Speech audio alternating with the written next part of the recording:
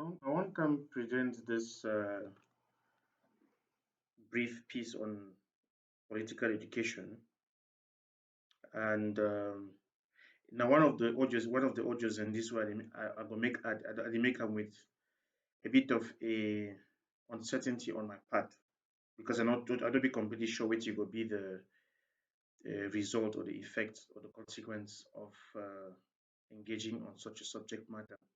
But my subject matter I don't personally get to grapple with at my own level as far as the revolution be concerned, from a perspective of trying to establish the balance of the alternative uh, paths and routes that can be adopted in the search for justice and how far uh, one can go to be for our actions to be justified to ourselves, to the people who are our onlookers, and to fall within the ambits of international law. And in this presentation, I just want to get, I want to talk about the morality of armed resistance. Now, a prelude to a conversation about conducting an armed resistance within the confines and the ambit of international law, of what is acceptable and what is unacceptable. But hopefully that one is subject matter where I will get into at a different stage in another audio. But for this particular one, I just want to share with una which personally don't find from going through this book on the resistance to tyranny. So the morality of an armed resistance, and since I don't want compromise on the integrity of the content, I don't want be make it be not just a function of my own analysis or interpretation. I will try as much as possible for limit the engagements to the actual content of the writer so that if it be placed out there, many people they make form opinions of their own as they grapple with the information. Obviously, my hope na say it will educate as a political education piece. My hope na say it will stimulate debate. And above all, it will bring me to a position where we fit uh, get a lens through which we evaluate the actions of the resistance movement for be able to see the justify for be able to pick and choose what is acceptable, what is unacceptable, what is justifiable, and what is unjustifiable. So I want to talk about the morality of an armed resistance.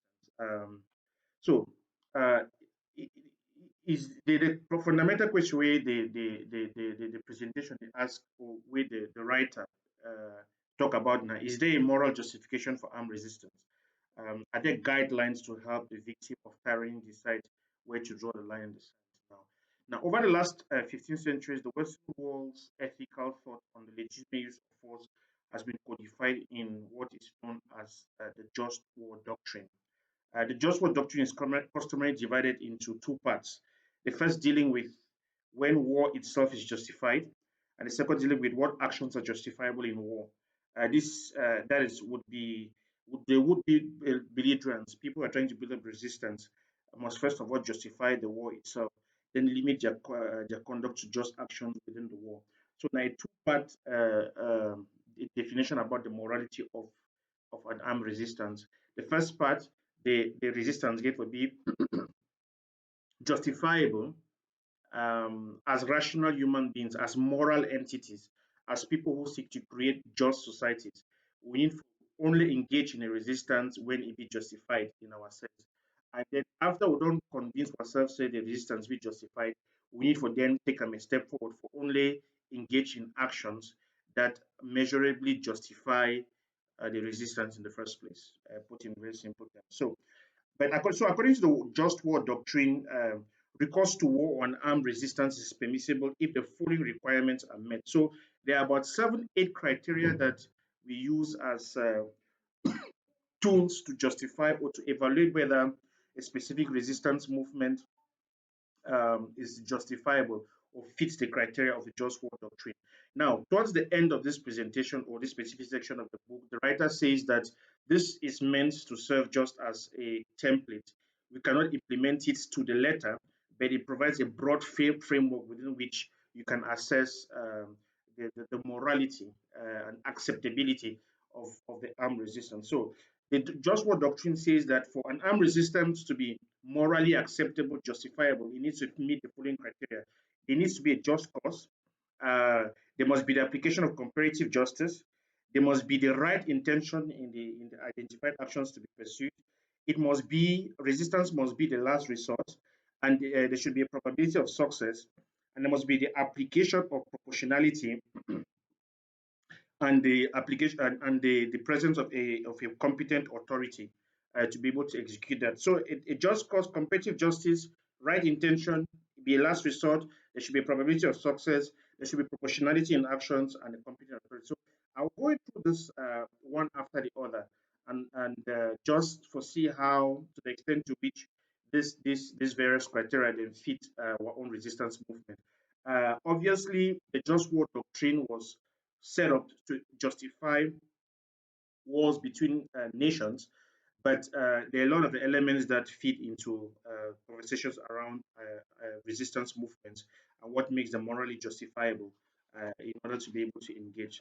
So, uh, it's, in addition to those criteria, there's a question of the application of discrimination in terms of the actions of the resistance movement and proportionality. Discrimination described in this case as a very specific sense in which there should be surgical interventions to make sure that only legitimate targets that constitute the infrastructure of tyranny should be targeted, and as much as possible, innocent, non-affected, and especially civilians, even within the context of the enemy regime, are unaffected. So these requirements are primarily intended to apply to wars between nations. However, since they represent the results of a great deal of thinking about ethical issues involved in the use of force, they can be used as a guide to armed resistance as well as international war.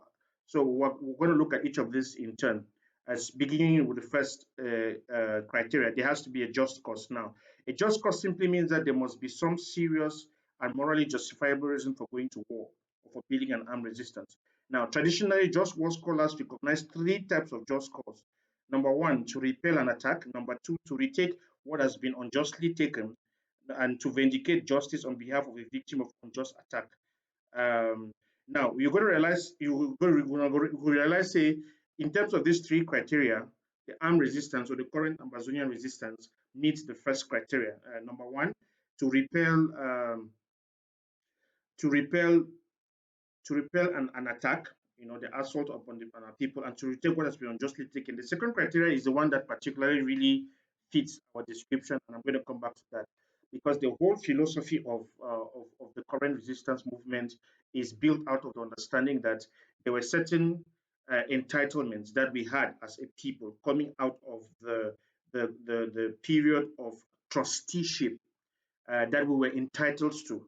That there is nothing about the current context with Shell and Republic of Cameroon that suggests that they had the same kind of entitlements as we did to the kind of aspirations towards life, use of resources in our territory, and even the organization of the governance and management mechanisms over us. So from an ideological perspective, the fact that we pushed on to create a national polity, a kind of a political arrangement with the Republic of Cameroon does not give their citizens and by proxy the established government the same kind of entitlement and legitimacy to resources that can clearly be delineated and identified as Southern Cameroonian resources. Because if you can delineate us as a people and delineate a geographical region that defines us as a people, then it applies to logic to suggest that the resources that emanate out of that region and the organization of those people can rightfully and justifiably be delineated from the workings of the rest of the Republic of Cameroon. But that is an argument for another day. Um, Henry St. George Tucker once said that the right to self-defense is the first law of nature. In most governments, it has been the study of rulers to confine this right within the narrowest limits possible. The second criteria is a criteria of comparative justice. Now, comparative justice means that the party considering the use of force must be comparatively more just that the party against which the force is being considered.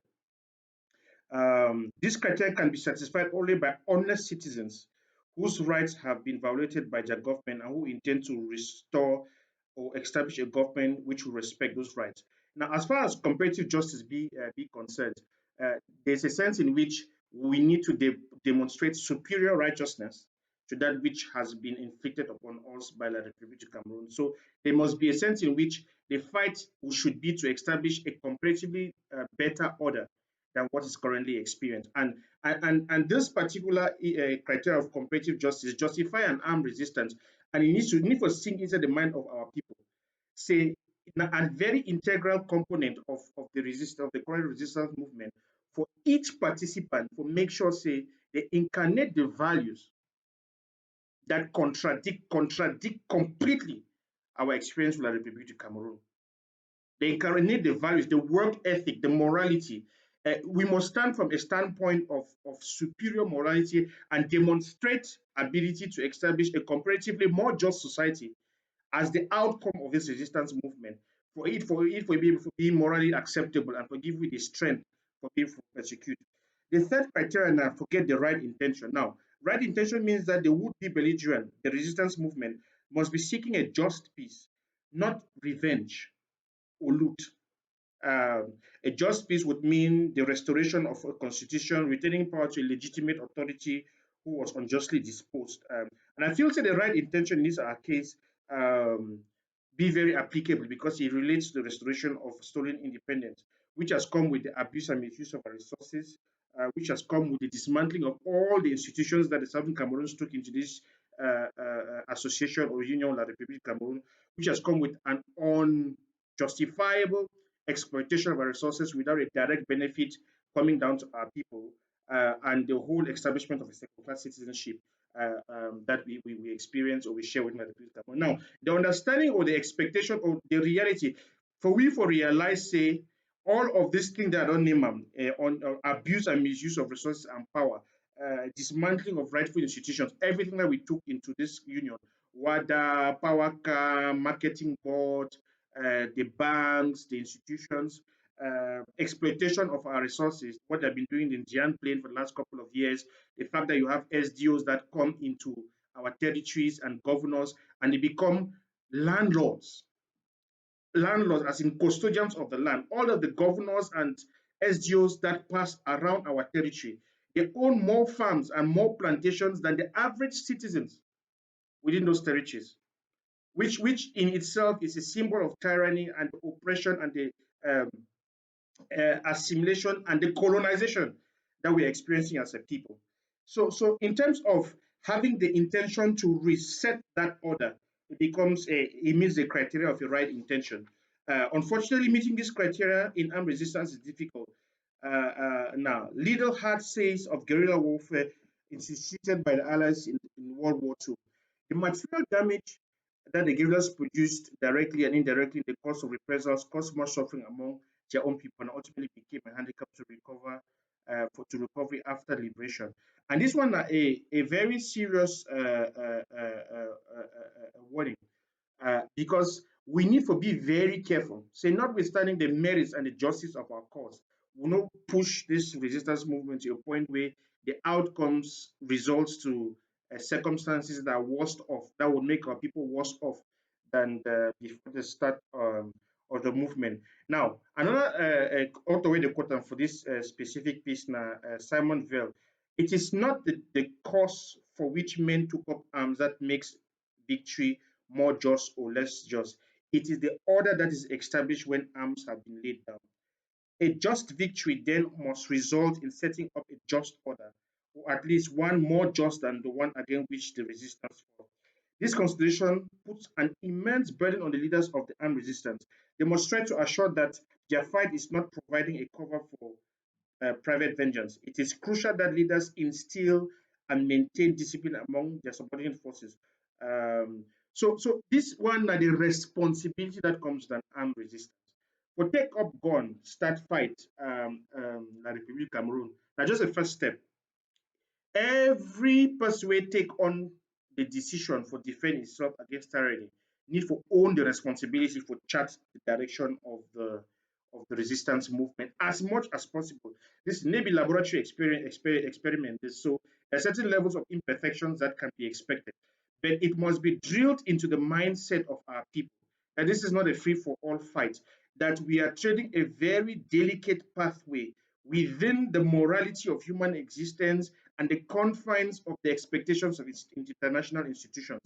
And now the responsibility, now leadership responsibility, now why that we undertake this kind of political education pieces, the responsibility of every leader within the movement for seeing the outcome of the engagement, ultimately take care of some of these responsibilities. So that might repeat what this person on top. It is not the cause for which men took up arms that makes a victory more just or less just. It is the order that is established when arms have been laid down. Think about it for a minute. The fact that we have a just cause, the fact that we have decided to resist, the fact that we have undertaken to challenge the established status quo and create a different outcome, a different reality, that is good and fine. But our intentions would be judged by the outcome of our actions.